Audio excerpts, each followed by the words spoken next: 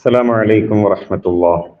الحمد لله رب العالمين. الصلاة والسلام على رسول الأمين وعلى آله وصحبه أجمعين. أما بعد. ഏറെ ബഹുമാനവും സ്നേഹവുമുള്ള സഹോദരങ്ങളെ, പരിശുദ്ധ റമദാനിൽ അള്ളാഹുവിൻ്റെ ഖുർആൻ പഠിക്കാനും മനസ്സിലാക്കാനും നമ്മൾ ശ്രമിച്ചുകൊണ്ടിരിക്കുന്ന ഈ ഉദ്യമം അള്ളാഹു സുബ്ഹാനഹു വ തആല എല്ലാവരിൽ നിന്നും സ്വീകരിക്കുമാറാവട്ടെ എന്ന് ആദ്യമേ പ്രാർത്ഥിക്കുകയാണ്.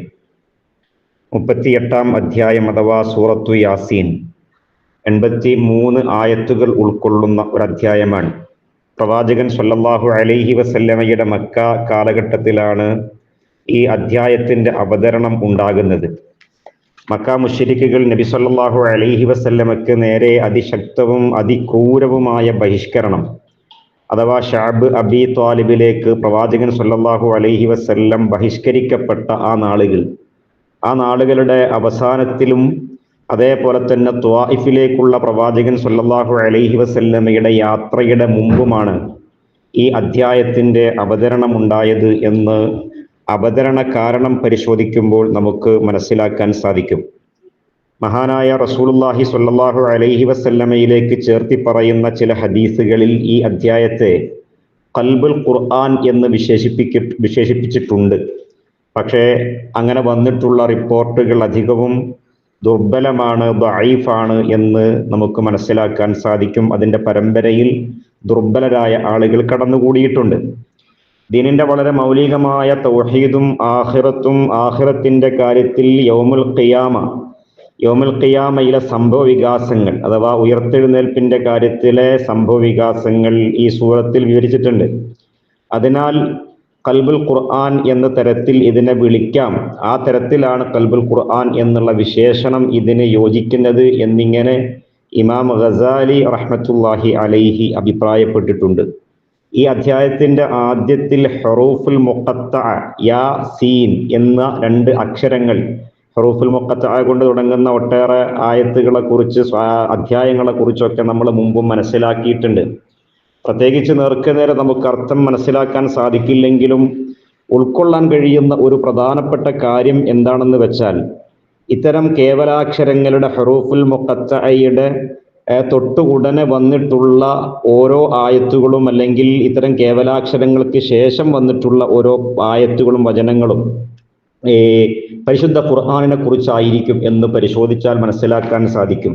അപ്പോൾ ഖുർആനിന്റെ മുൻപിൽ മനുഷ്യന്റെ കരങ്ങളോ മനുഷ്യന്റെ സൃഷ്ടി വൈഭവങ്ങളോ ഒക്കെ തന്നെ അശക്തമാണ്. അത് പൂർണ്ണമായിട്ടും അള്ളാഹുവിന്റെ കലാം തന്നെയാണ് എന്നുള്ള നിലക്കൊക്കെ ആ അർത്ഥത്തിൽ ഇത്തരം കേവലാക്ഷരങ്ങളെ വിശദീകരിച്ചിട്ടുണ്ട് എന്നും നമുക്ക് മനസ്സിലാക്കാവുന്നതാണ്. മഹാനായ ഇബ്നു അബ്ബാസ് റളിയല്ലാഹു അൻഹു യാസീൻ എന്നുള്ള ആ വാക്കിന്, ആ ഒരു ആയത്തിന് യാ ഇൻസാൻ എന്ന വിശദീകരണം നൽകിയിട്ടുണ്ട്. ആ വിശദീകരണത്തെ തുടർന്ന് അദ്ദേഹത്തിന്റെ ശിഷ്യഗണത്തിൽ പെട്ടിട്ടുള്ള ഇക്രിമ, ഹസൻ റളിയല്ലാഹു അൻഹും ഇങ്ങനെയുള്ള ഖുർആൻ വ്യാഖ്യാതാക്കളിൽ നിന്നുള്ള താബിഈ പണ്ഡിതന്മാരൊക്കെയും ഇതേ വ്യാഖ്യാനത്തെ തുടർന്ന് വിശദീകരിച്ചിട്ടുണ്ട്, അല്ലെങ്കിൽ അങ്ങനെ വ്യാഖ്യാനിച്ചിട്ടുണ്ട്. മുഹമ്മദുർ റസൂലുള്ളാഹി സ്വല്ലല്ലാഹു അലൈഹി വസല്ലമയുടെ റിസാലത്തിനെ സ്ഥാപിക്കുക എന്നതാണ് ഈ അധ്യായത്തിന്റെ ആദ്യ ഭാഗത്ത് നമുക്ക് കാണാൻ സാധിക്കുന്നത്. റസൂൽ സ്വല്ലല്ലാഹു അലൈഹി വസല്ലമയുടെ ദൗത്യം അഥവാ റിസാലത്ത്, അത് പ്രവാചകൻ സ്വല്ലല്ലാഹു അലൈഹി വസല്ലം അത് നിർവഹിക്കുന്നതിന് വേണ്ടി സ്വീകരിച്ചിട്ടുള്ള മാർഗം അത് സിറാത്തും മുസ്തഖീമാണ് എന്നും അള്ളാഹുവിന്റെ അടുക്കൽ നിന്ന് അവതരിപ്പിച്ചിട്ടുള്ള തൻസീലിന്റെ അടിസ്ഥാനത്തിലാണ്. അള്ളാഹു സുബ്ഹാനഹു വ തആല പരിശുദ്ധ ഖുർആനിലൂടെയാണ് ആ സിറാത്തും മുസ്തഖീം അവതരിപ്പിച്ചിട്ടുള്ളത്. അതിനെ അനുധാവനം ചെയ്തിട്ടാണ് നബി സല്ലല്ലാഹു അലൈഹി വസല്ലം ഈ റിസാലത്തിന്റെ ദൗത്യം നിർവഹിച്ചിട്ടുള്ളത് എന്ന് പരിശുദ്ധ ഖുർആൻ പറയുന്നു ഈ അധ്യായത്തിന്റെ ആദ്യ ഭാഗത്ത്. അതേപോലെ തന്നെ പ്രവാചകൻ സല്ലല്ലാഹു അലൈഹി വസല്ലം ഈ ദൗത്യ നിർവഹണവുമായി കൊണ്ട് മുന്നോട്ട് പോകുമ്പോൾ അവിടത്തേക്ക് അനുഭവിക്കാൻ സാധ്യതയുള്ള ഒരുപാട് തടസ്സങ്ങളെ നബി സല്ലല്ലാഹു അലൈഹി വസല്ലമയ്ക്ക് ആശ്വാസമെന്നോണം ഈ അധ്യായത്തിലൂടെ അവതരിപ്പിക്കുന്നത് കാണാൻ സാധിക്കും. അള്ളാഹു സുബ്ഹാനഹു വ തആല ആ നിലക്ക് നമ്മോട് പറയുന്നത് പ്രവാചകന്റെ ദൗത്യ നിർവഹണം ലിതുൻസിറ ഖൗമൻ മാ ഉൻസിറ ആബാഉഹും എന്നുള്ള നിലക്കാണ്. എന്ന് പറഞ്ഞാൽ ആ ആയത്തിനെ മാ എന്നുള്ള അതിലെ പ്രയോഗത്തിൽ തുന്തിറ താങ്കൾ മുന്നറിയിപ്പ് നൽകുന്നതിന് വേണ്ടി കൗമൻ ഒരു ജനതയെ, എന്നിട്ട് മാ എന്നുള്ള ആ ഭാഗത്തെ ഖുർആൻ വ്യാഖ്യാതാക്കൾ വിശദീകരിച്ചിട്ടുള്ളത് മാ എന്നുള്ളത് നാഫിയത്തിന്റെ അർത്ഥമാണ്, അഥവാ മാ എന്നുള്ളത് നിഷേധാർത്ഥത്തിലാകുന്നു ഉപയോഗിച്ചിട്ടുള്ളത്.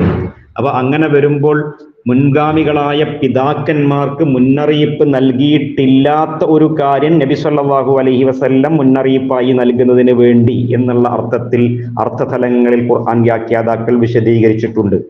മാ എന്നുള്ള ആ വാക്കിനെ മൗസൂല, ഖുർആനിൽ സാധാരണ നമ്മൾ അല്ലദി പോലെയുള്ള പ്രയോഗങ്ങൾ കാണാറുണ്ടല്ലോ, അതായത് എന്ന അർത്ഥത്തിൽ.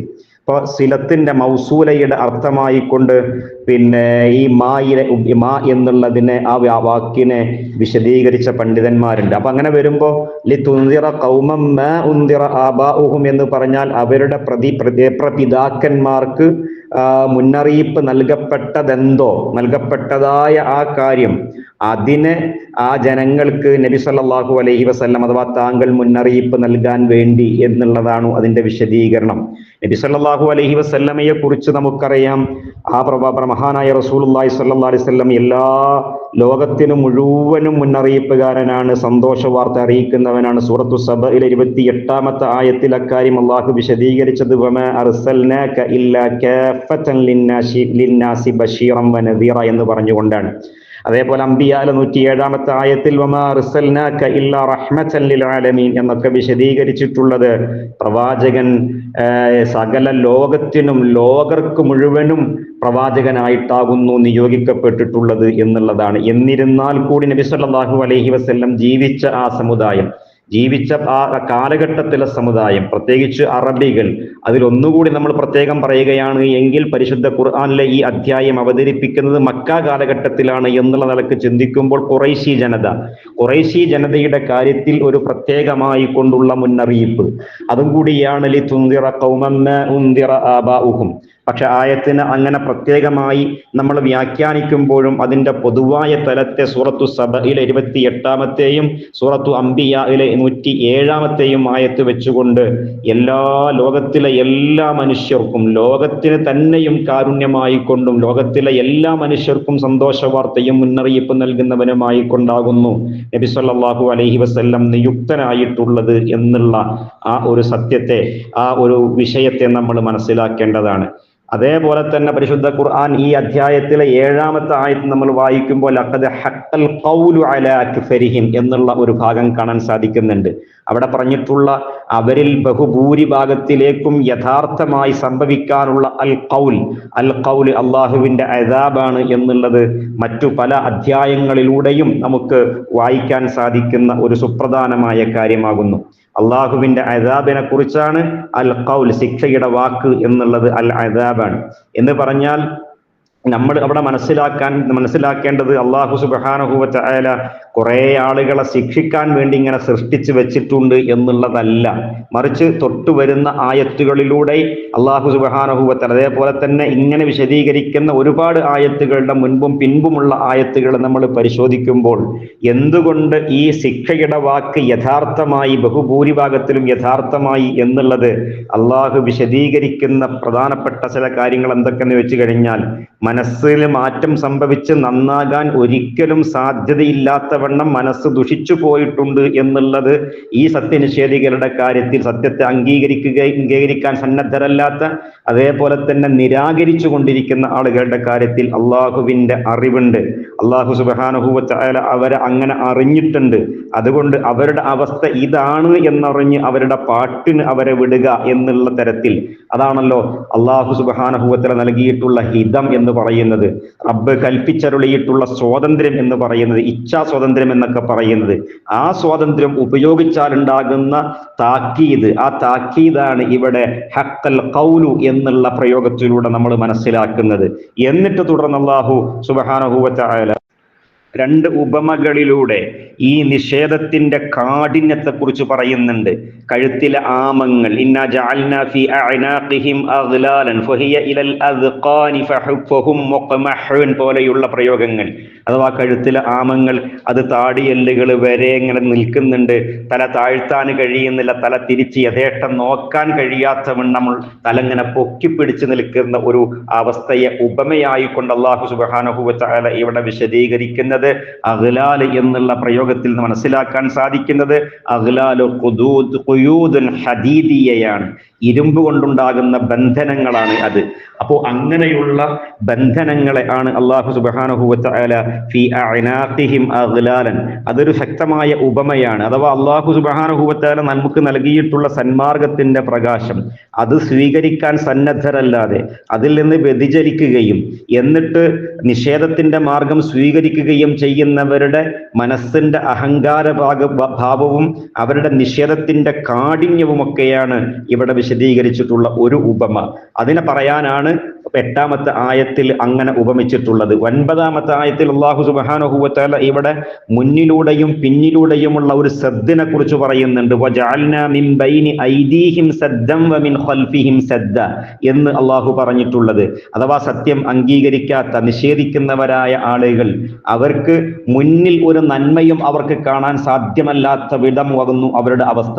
അവരുടെ മുൻപിൽ നടന്നുകൊണ്ടിരിക്കുന്ന നന്മകളെ, അള്ളാഹുവിലേക്ക് വിളിക്കുന്ന വിളിയെ, ക്ഷണത്തെ അവർക്ക് കാണാൻ കഴിയാത്ത വണ്ണമാകുന്നു അവരുടെ അവസ്ഥ. അതേപോലെ തന്നെ വമിൻ ഖൽഫിഹിം സദ്ദ എന്ന് പറയുമ്പോൾ മുൻഗാമികളായിക്കൊണ്ട് കഴിഞ്ഞു പോയിട്ടുള്ള ഒരു വിഭാഗമുണ്ട്. മുൻഗാമികളായിക്കൊണ്ട് നമുക്ക് മുൻപേ കഴിഞ്ഞു പോയിട്ടുള്ള ആളുകൾ, അവരുടെ ഖസസ് അള്ളാഹു പറയുന്നു, കഥകൾ അള്ളാഹു പറയുന്നു. ആ കഥകളിൽ നിന്ന് ഒരു ഗുണപാഠവും അവർക്ക് സ്വീകരിക്കാൻ സാധിക്കുന്നില്ല എന്നുള്ള ഉപമ. ഈ ഉപമയെ അതിശക്തമായ നിലക്ക് അള്ളാഹു അവതരിപ്പിക്കുകയും അതുകൊണ്ടൊക്കെയാണ് അവർക്ക് അവരുടെ കാര്യത്തിൽ ശിക്ഷയുടെ വാക്ക് യഥാർത്ഥമായിട്ടുള്ളത് എന്ന് പറയുകയും 10-ാമത്തെ ആയത്തിലേക്ക് എത്തുമ്പോൾ അവർക്ക് താക്കീത് കൊടുത്താലും സമമാണ്, കൊടുത്തിട്ടില്ലെങ്കിലും സമമാണ്. അവരുടെ കാര്യത്തിൽ അള്ളാഹു തീരുമാനിച്ചു എന്നല്ല, അവരുടെ ഹിതം അവർ ഉപയോഗിച്ചപ്പോൾ, അവരുടെ ഇച്ഛാ സ്വാതന്ത്ര്യത്തെ അവർ വിനിയോഗിച്ചപ്പോൾ അള്ളാഹു അറിഞ്ഞിരിക്കുന്നു അവർക്ക് വിശ്വസിക്കാൻ സാധ്യമല്ല എന്നുള്ളത്.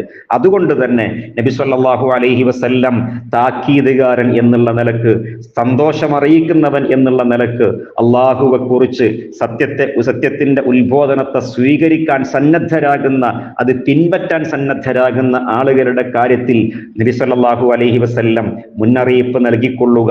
പരമകാരുണ്യകനായ അള്ളാഹുവിനെ അഭൗതികമായി ഭയപ്പെടാൻ സാധിക്കുന്നവർക്ക് അള്ളാഹുവിന്റെ റസൂൽ സല്ലല്ലാഹു അലൈഹി വസല്ലം മുന്നറിയിപ്പ് നൽകിയാൽ അതവർക്ക് ഉപകാരപ്പെടും. അവർക്ക് അള്ളാഹുവിന്റെ അടുക്കൽ നിന്ന് പാപമോചനവും മാന്യമായ പ്രതിഫലവും ഉണ്ട് എന്നുള്ള സന്തോഷം അറിയിക്കാൻ വേണ്ടി 11-ാമത്തെ ആയത്തിലൂടെ പഠിപ്പിച്ച് 12-ാമത്തെ ആയത്ത് നമ്മൾ വായിക്കുമ്പോൾ വളരെ ശ്രദ്ധേയമായി നമ്മുടെ ജീവിതത്തിൽ അല്ലാഹു സുബ്ഹാനഹു വ തആല വരാനിരിക്കുന്ന, സംഭവിക്കാനിരിക്കുന്ന ഒരു സത്യം എന്നുള്ള നിലക്ക് അള്ളാഹുവിന്റെ അടുക്കൽ നമുക്ക് അഭിമുഖീകരിക്കേണ്ടി വരുന്ന ഒന്നാകുന്നു മരണപ്പെട്ടവരെ എല്ലാവരെയും ജീവിപ്പിക്കും എന്നുള്ളത്. നമ്മളും അക്കൂട്ടത്തിൽ പെടേണ്ടവരാണ്.